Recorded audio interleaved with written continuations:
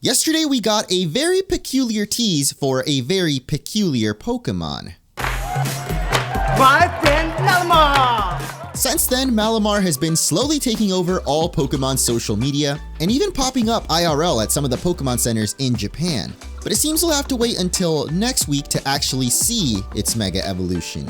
But that doesn't mean there's no ZA news, as recently, people have gotten the chance to play the demo at PAX West, and we've actually got some brand new gameplay revealing features in the game and mechanics we didn't know about. Now, in case you guys missed it, I did a full breakdown of the demo gameplay we'd gotten up to this point. Highly recommend checking out that video first if you haven't yet, because I'm gonna build upon my discoveries there. And now we have the third set of demo players at PAX West, and once again, people are venturing to areas way beyond what I think Game Freak wanted people to explore. Which is weird, because the demo itself does also limit you, like there are invisible walls and roadblocks not allowing you past certain points. So once again, huge shout out to the creators that were able to get this new footage, beginning with the Battle Zone. Now, we learned before that this is actually our second time in a battle zone, and the demo of course has us taking down 3 trainers in the ZA Royale in order to get enough points to get a championship ticket, which we can use to participate in the promotion match that'll actually get you to rank up. But what was weird in the demo itself is after those 3 battles, you face off against the rank X trainer. But at this point, we're still rank Z, so we should actually be facing the rank Z trainer, which we've seen in a previous trailer is this guy who wants to make Lumiose all taxis. Thanks to this new footage from Dan Parr, we can see that after defeating those 3 trainers, you can actually go talk to your rival outside of the battle zone to continue the story. It seems like the staff at PAX West woke up though, because they did not want Dan to continue down this path, but by talking to them, you can actually progress to that rank Z promotion match, and even points you to where Zach, the taxi man, is located. But again, the demo staff told him to get back in the battle zone and fight that Pidgeotto for some reason.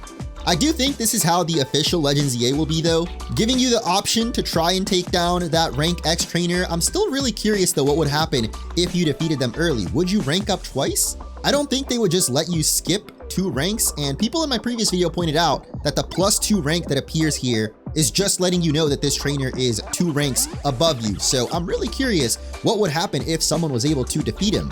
At the Pokemon World Championship, I asked the demo staff if anyone had defeated it, and they mentioned that the strategy was to poison the Pidgeotto and basically run around dodging its attacks until the poison ticks it down. And as you can see from Abdallah's footage here, Pidgeotto does a lot of damage, so it seems like part of the strategy is actually waiting out the timer, because you do have to switch in another Pokemon eventually. I believe if you don't, the game will automatically send out whatever you're hovering, which in this case was Chikorita, which is of course weak to Gust, so doesn't end up taking too many hits. Once again though, if you just wait out that switch timer, the Pidgeotto is still taking poison damage, which honestly seems kind of broken. Like, I don't know if that's necessarily fair. I feel like it'd be cool if the AI recognized that it was dying to poison and at least switched to another Pokemon. As you can see though, eventually the Pidgeotto does die, only for the trainer to send out a freaking Onix. So there you go. I guess the demo really was impossible. I mean, Abdallah himself actually comments here that if he had kept Chikorita alive, maybe it could have taken down Onix after all. I will for sure try this strategy out when the game is officially out though, just so we can know what the heck happens if you beat a rank X trainer that early. But let me know what you guys think. Is this tactic too cheap? Will you be abusing it when the game comes out? Another thing people noticed in Dan Parr's gameplay is up on this billboard. It cycles through a few different ads, but this one here features some very interesting Pokemon in Galarian Zigzagoon and Thievul. 2 Pokemon that haven't reappeared since their debut in Sword and Shield, and obviously weren't in the original X and Y since they didn't exist yet. So could they finally be returning in the new Lumiose decks? It's certainly possible with the redevelopment plan, and Kalos assumedly being sorta close to Galar, at least if it's like the real world France and UK. Maybe Quasartico imported some Pokemon from other regions. But another thing people noticed about this ad is it looks like it's for the Trainer PR Studio, a feature in the original X and Y that let you create short videos with your Pokemon. Back when it was introduced, I believe you could only share these videos in the PSS, but nowadays we of course have the rise of platforms like TikTok and YouTube Shorts, which I feel like would be the perfect place for posting these types of little clips. So I would not at all be shocked if the Trainer PR videos return in Legends ZA, especially since we've already seen the cameras getting an upgrade. The out of bounds secrets get even crazier though, because at least when I played the demo at the Pokemon World Championship, I remember that after defeating the Mega Absol, the demo just ended.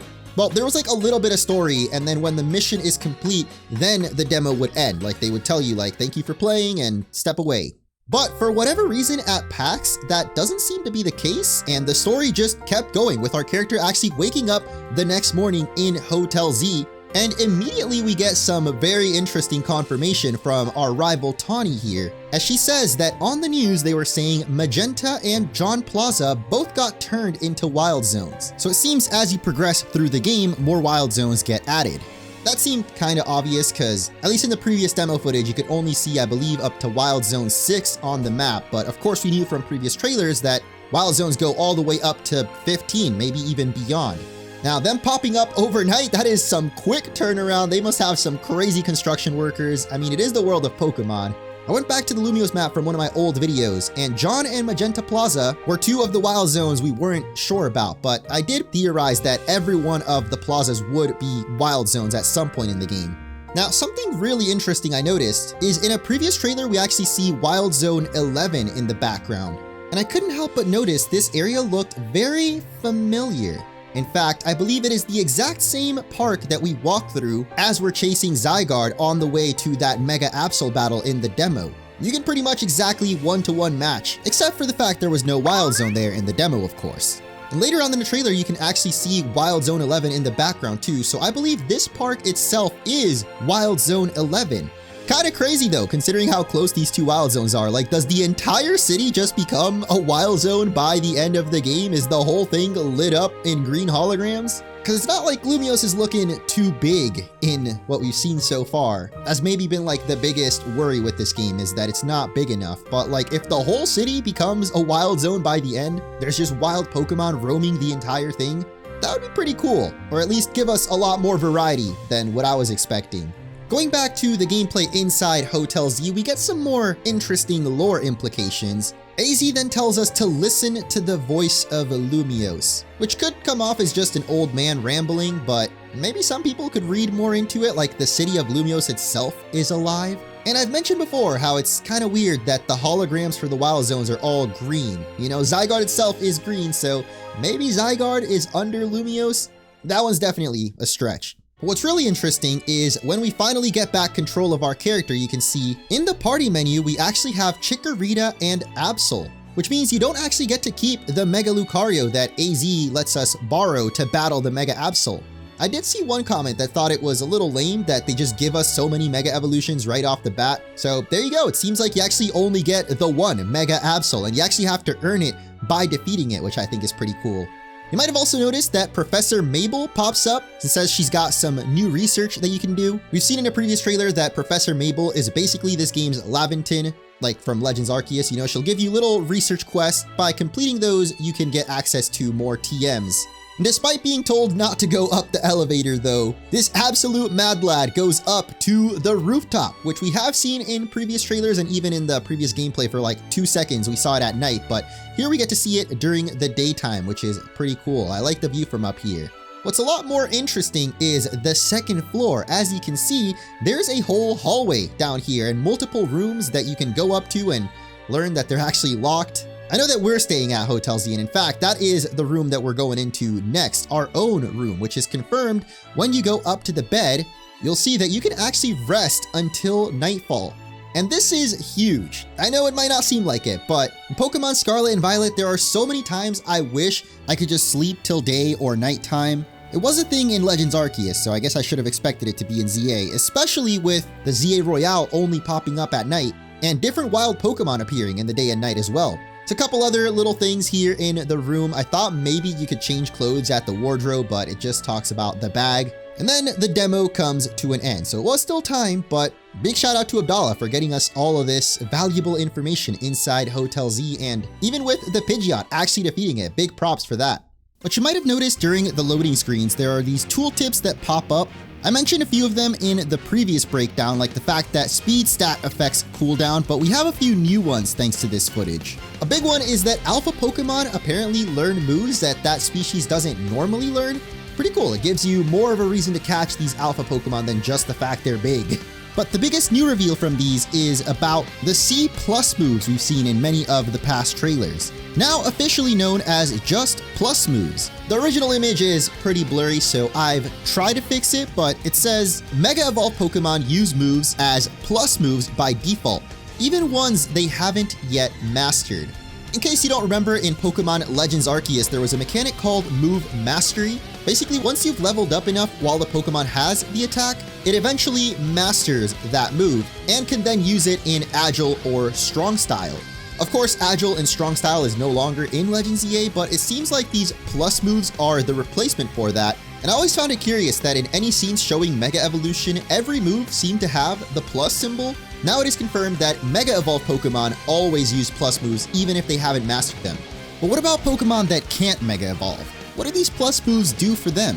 Well, I assume they get a boost in power, but looking through past trailers, the only instance I could find of anyone actually using plus moves was our rival Naveen's Crocodile, a Pokemon that's definitely not Mega Evolved, but you can clearly see the plus symbol when it attacks. In past videos, I had actually noted that when your Mega Energy is full, these plus moves actually light up, even for Pokemon that can't Mega Evolve. But I couldn't find a single clip through all the trailers of our own Pokemon actually using them like Crocodile did.